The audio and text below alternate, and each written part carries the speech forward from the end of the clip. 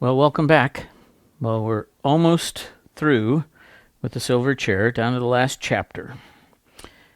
And you might think that most of the important stuff has already happened. Um, this last chapter of Silver Chair is one of those wonderful chapters where C.S. spends a little more time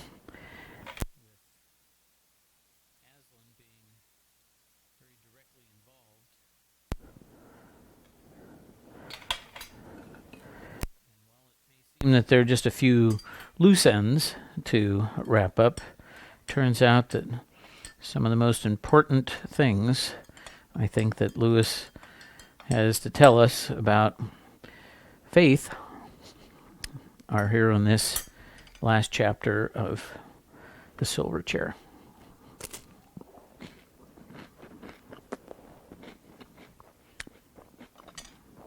So sit back and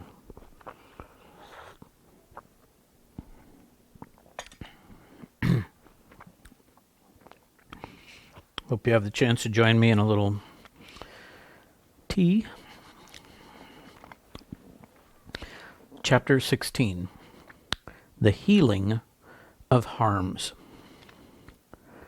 When Jill woke the next morning and found herself in a cave, she thought for one horrid moment she was back in the underworld.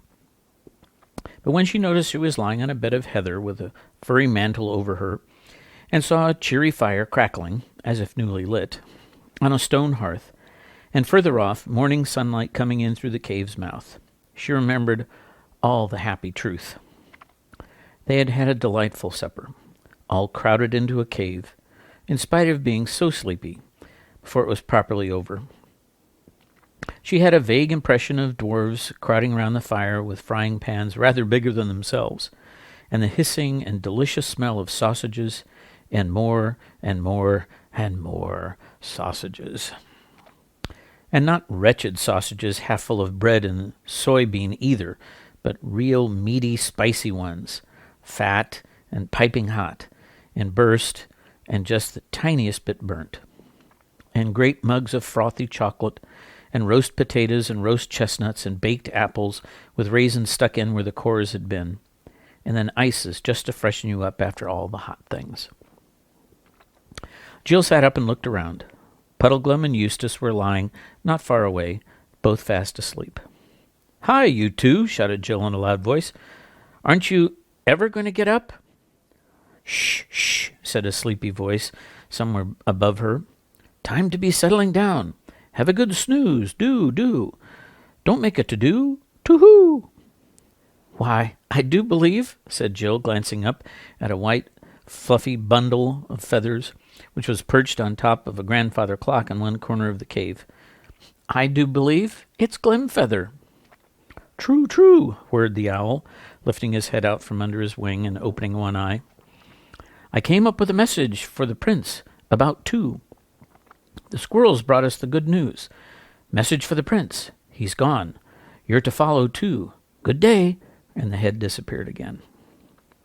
As there seemed to be no further hope of getting any information from the owl, Jill got up and began looking round for any chance of a wash and some breakfast. But almost at once a little fawn came trotting into the cave with a sharp click-clack of his goaty hooves on the stone floor. "Ah, you've woken at last, daughter of Eve," he said. "Perhaps you'd better wake the son of Adam. You've got to be off in a few minutes, and 2 centaurs have very kindly offered to let you ride on their backs down to Cair Paravel." He added in a lower voice, "Of course you realize it's the most special and unheard-of honor to be allowed to ride a centaur. I don't know if I've ever heard of anyone doing it before. It wouldn't do to keep them waiting." "Where's the prince?" was the first question of Eustace and Puddleglum as soon as they had been wakened. "He's gone down to meet the king, his father, at Cair Paravel," answered the fawn, whose name was Orans. "His Majesty's ship is expected in harbour any moment. It seems that the king met Aslan. I don't know whether it was in a vision or face-to-face, before he had sailed far, and Aslan turned him back and told him that he would find his long-lost son awaiting for him when he reached Narnia. Eustace was up now, and he and Jill set about helping Orens to get the breakfast. Puddleglum was told to stay in bed. A centaur called Cloudbirth, a famous healer, or as Orens called it, a leech, was coming to see his burnt foot. "Ah," said Puddleglum in a tone of almost contentment, "he'll probably want to have the leg off at the knee, I shouldn't wonder. Don't see if he doesn't." But he was quite glad to stay in bed. Breakfast was scrambled eggs and toast, and Eustace tackled it as if he had not had a very large supper in the middle of the night. "I say, son of Adam," said the fawn, looking with a certain awe at Eustace's mouthfuls, "there is no need to hurry quite so dreadfully as that. I don't think the centaurs have quite finished their breakfasts yet."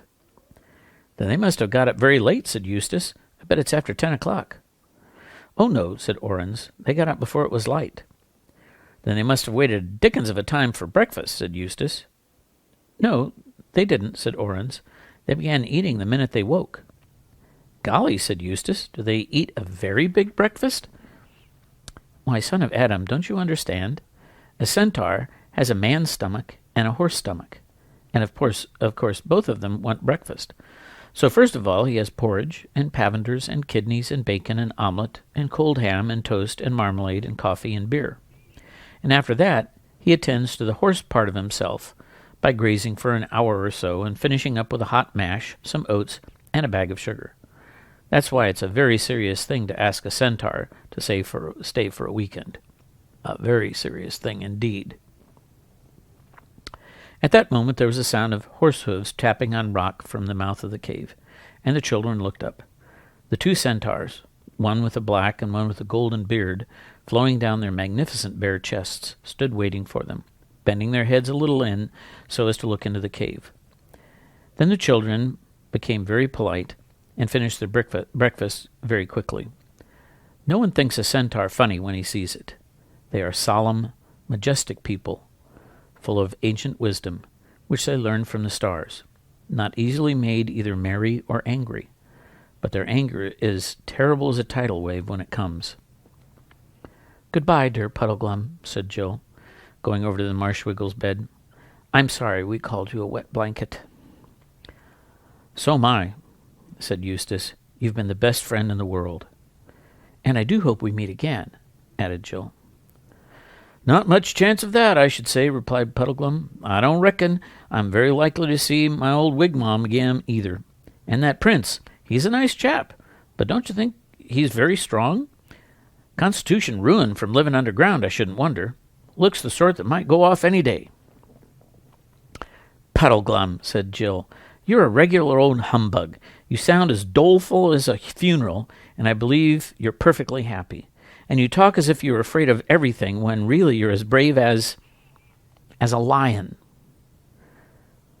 "Now, speaking of funerals," began Puddleglum, but Jill, who heard the centaurs tapping their hooves behind her, surprised him very much by flinging her arms round his thin neck and kissing his muddy-looking face, while Eustace wrung his hand. Then they both rushed away to the centaurs, and the Marshwiggle, sinking back on his bed, remarked to himself, "Well, I wouldn't have dreamt of her doing that, even though I am a good-looking chap." To ride on a centaur is, no doubt, a great honor, and except Jill and Eustace, there's probably no one alive in the world today who has had it. But it is very uncomfortable, for no one who valued his life would suggest putting a saddle on a centaur, and riding bareback is no fun, especially if, like Eustace, you've never learned to ride at all. Centaurs were very polite in a grave, gracious, grown-up kind of way, and they cantered through the Narnian woods and spoke, without turning their heads, telling the children about the properties of herbs and roots, the influences of the planets, the 9 names of Aslan with their meanings, and things of that sort. But however sore and jolted the two humans were, they would now give anything to have that journey over again, to see those glades and slopes sparkling with the previous night's snow, to be met by rabbits and squirrels and birds who wished you good morning, to breathe again the air of Narnia and hear the voices of the Narnian trees.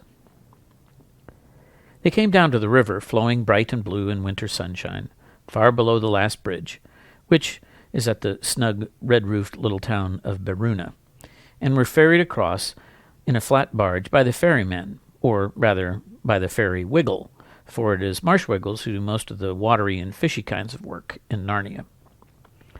And when they had crossed and rowed along the south bank of the river, and presently came to Cair Paravel itself, and at the very moment of their arrival they saw the same bright ship which they had seen when they first set foot in Narnia, gliding up the river like a huge bird. All the court were once more assembled on the green, between the castle and the quay, to welcome King Caspian home again. Rilian, who had changed his black clothes, and was now dressed in a scarlet cloak over silver mail, stood close to the water's edge, bareheaded, to receive his father, and the dwarf Trumpkin sat beside him in his little donkey chair. The children saw that there would be no chance of reaching the prince through all that crowd, and anyway they now felt rather shy. So they asked the centaurs if they might go on sitting on their backs a little longer, and thus see everything over the heads of the courtiers, and the centaurs said they might. A flourish of silver trumpets came over the water from the ship's deck. The sailors threw a rope. Rats, talking rats of course, and marsh wiggles made it fast ashore, and the ship was warped in. Musicians, hidden somewhere in the crowd, began to play solemn, triumphal music, and soon the king's galleon was alongside, and the rats ran the gangway on board her. Jill expected to see the old king come down it, but there appeared to be some hitch. A lord with a pale face came ashore and knelt to the prince and to Trumpkin. The three were talking with their heads close together for a few minutes, but no one could hear what they said. Music played on, but you could feel that everyone was becoming uneasy. Then 4 knights, carrying something and going very, very slowly, appeared on deck. When they started to come down the gangway, you could see what they were carrying. It was the old king on a bed, very pale and still. They set him down. The prince knelt beside him and embraced him. They could see King Caspian raising his hand to bless his son, and everyone cheered. But it was a half-hearted cheer, for they all felt that something was going wrong. Then suddenly the king's head fell back upon his pillows. The musicians stopped, and there was dead silence. The prince, kneeling by the king's bed, laid down his head upon it and wept. There were whisperings and goings to and fro. Then Jill noticed that all those who wore hats, bonnets, helmets, or hoods were taking them off, Eustace included. Then she heard a rustling and flapping noise above all the castle. Where she looked, she saw the great banner with the great lion on it was being brought down to half-mast. And after that, slowly, mercilessly, and with wailing strings and disconsolate blowing of horns, the music began again, this time a tune to break your heart. They both slipped off their centaurs, who took no notice of them. "I wish I was home," said Jill. Eustace nodded, saying nothing, and bit his lip.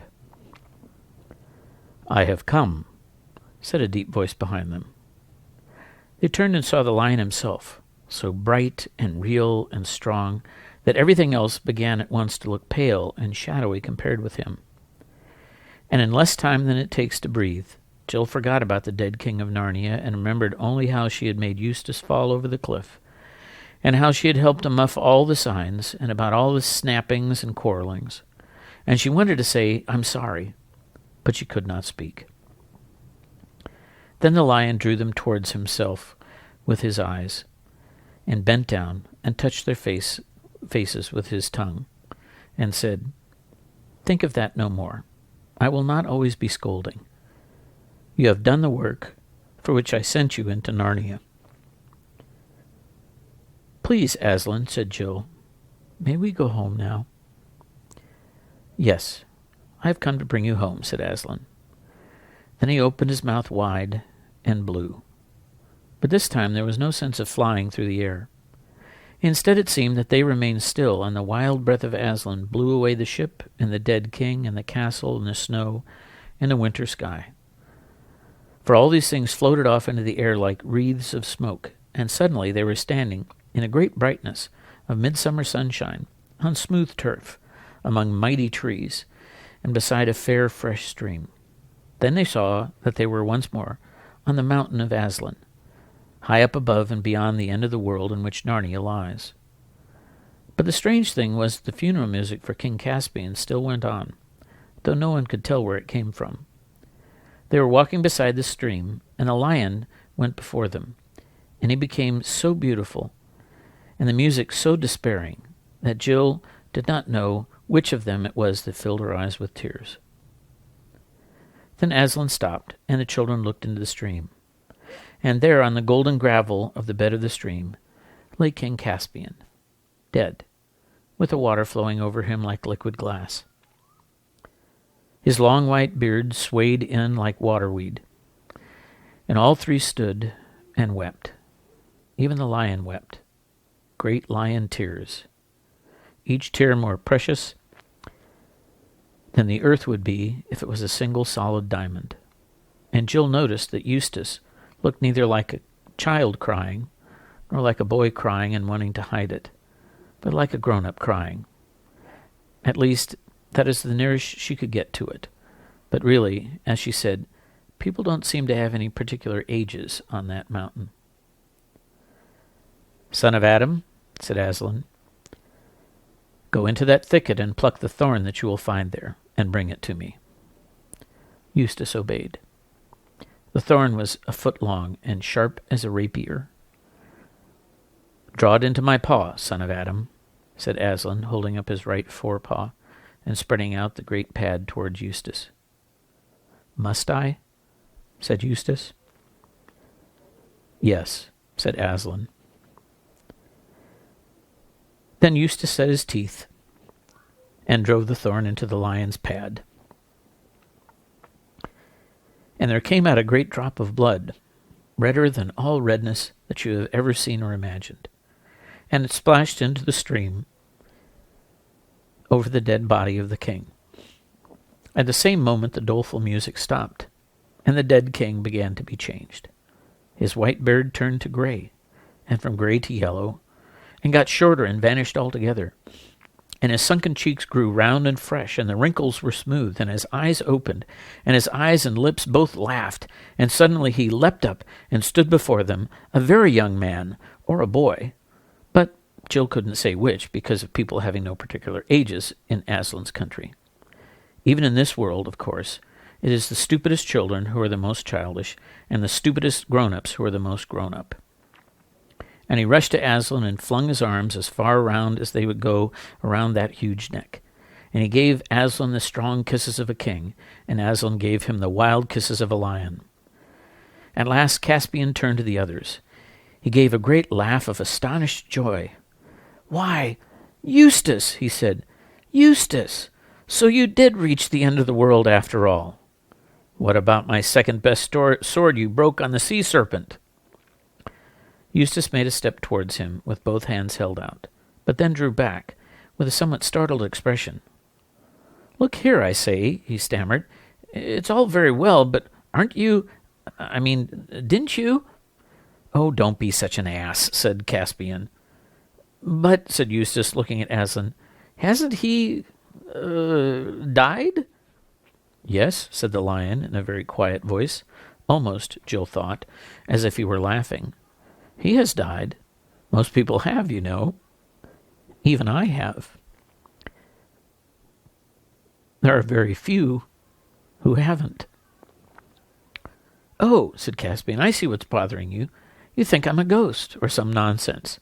But don't you see, I would be if I appeared in Narnia now, because I don't belong there any more. But one can't be a ghost in one's own country. I might be a ghost if I got into your world. I don't know. But I suppose it isn't yours either. Now you're here." A great hope rose in the children's hearts. But Aslan shook his shaggy head. "No, my dears," he said. "When you meet me here again, you will have come to stay. But not now. You must go back to your own world for a while." "Sir," said Caspian, "I've always wanted to have just one glimpse of their world. Is that wrong?" "You cannot want wrong things any more now that you have died, my son, said Aslan, and you shall see their world for 5 minutes of their time. It will take no longer for you to set things right there. Then Aslan explained to Caspian that Jill and Eustace were going back to, and all about Experiment House. He seemed to know quite well as they did. Daughter, said Aslan to Jill, pluck a switch from that bush. She did, and as soon as it was in her hands, it turned into a fine new riding crop. Now, sons of Adam, draw your swords, said Aslan, but use only the flat, for it is cowards and children's, not warriors, against whom I send you. Are you coming with us, Aslan? Said Jill. They shall see only my back, said Aslan. He led them rapidly through the wood, and before they had gone many paces, the wall of Experiment House appeared before them. Then Aslan roared, so that the sun shook in the sky, and 30 feet of the wall fell down before them. They looked through the gap down into the school shrubbery and onto the roof of the gym, all under the same dull autumn sky which they had seen before their adventures began. Aslan turned to Jill and Eustace and breathed upon them and touched their foreheads with his tongue. Then he lay down amid the gap he had made in the wall and turned his golden back to England and his lordly face toward his own lands. At the same moment Jill saw figures whom she knew only too well running up through the laurels towards them. Most of the gang was there.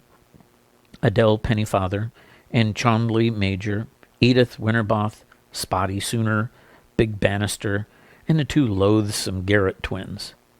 But suddenly they stopped. Their faces changed, and all the meanness, conceit, cruelty, and sneakishness almost disappeared in one single expression of terror. For they saw the wall fallen down, and a lion as large as a young elephant lying in the gap, and 3 figures in glittering clothes, with weapons in their hands, rushing down upon them. For with the strength of Aslan in them, Jill plied her crop on the girls, and Caspian and Eustace plied the flats of their swords on the boys, so well that in 2 minutes all the bullies were running like mad, crying out, "Murder! Fascists! Lions! It isn't fair!" And then the head, who was, by the way, a woman, came running out to see what was happening. And when she saw the lion and the broken wall, and Caspian and Jill and Eustace, whom she quite failed to recognize, she had hysterics, and went back to the house and began ringing up the police with stories about a lion escaped from a circus, and escaped convicts who broke down walls and carried drawn swords. In the midst of all this fuss, Jill and Eustace slipped quietly indoors and changed out of their bright clothes into ordinary things. And Caspian went back into his own world, and the wall, at Aslan's word, was made whole again. When the police arrived and found no lion, no broken wall, and no convicts, and the head behaving like a lunatic, there was an inquiry into the whole thing.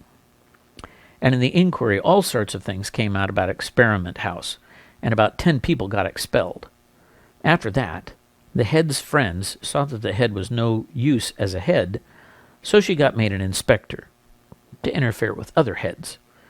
And when they found she wasn't much good at that either, they got her into Parliament, where she lived happily ever after. Eustace buried his fine clothes secretly one night on the school grounds, but Jill smuggled hers home and wore them at a fancy dress ball the next holidays. And from that day forth things changed for the better at Experiment House, and it became quite a good school, and Jill and Eustace were always friends. But far off in Narnia, King Rilian buried his father, Caspian the Navigator, 10th of that name, and mourned him. He himself ruled Narnia well, and the land was happy in his days, though Puddleglum, whose foot was as good as new in the next 3 weeks, often pointed out that bright mornings brought on wet afternoons, and you couldn't expect good times to last. The opening in the hillside was left open, and often in hot summer days the Narnians go in there with ships and lanterns, and down to the water and sail to and fro, singing on the cool, dark underground sea, telling each other stories of the cities that lie fathoms deep below. If ever you have the luck to go to Narnia yourself, do not forget to have a look into those caves. Well, that's the end of The Silver Chair. I hope you enjoyed it as much as I did. Next up, The Horse and His Boy. See you tomorrow.